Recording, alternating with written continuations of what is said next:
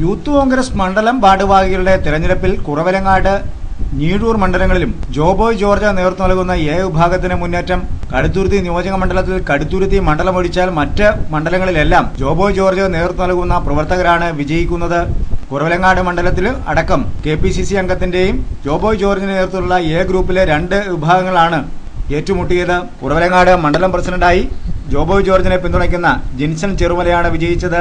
KPCC അംഗത്തിന്റെ പിന്തുണയോടെ മത്സരരംഗത്തെത്തിയ ടോജോ പാലക്കലാണ് 2ാം സ്ഥാനത്തേക്ക് തള്ളപ്പെട്ടത്.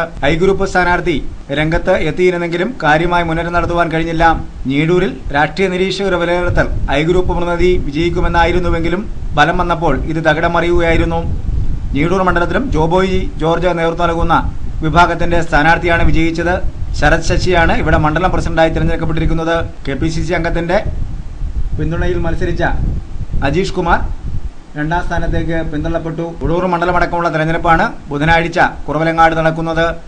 അടപ്പളാമറ്റം മണ്ഡലം കമ്മിറ്റി തെരഞ്ഞെടുപ്പുമായി ബന്ധപ്പെട്ട് CPI പ്രവർത്തകർ വോട്ട് ചെയ്യാൻ എത്തിയെന്ന് ആരോപിച്ച് സംഘർഷമുണ്ടായതൊഴിച്ചാൽ പൊതുവെ സമാധാനപരമായാണ് മറ്റു മണ്ഡലങ്ങളിലെ തെരഞ്ഞെടുപ്പ് നടന്നുവരുന്നത്.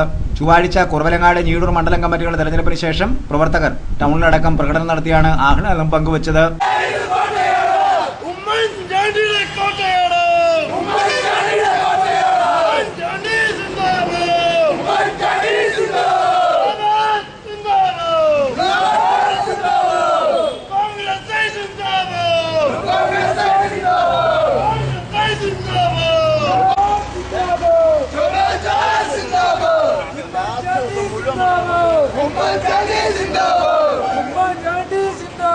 Umman Chandi Zindabad!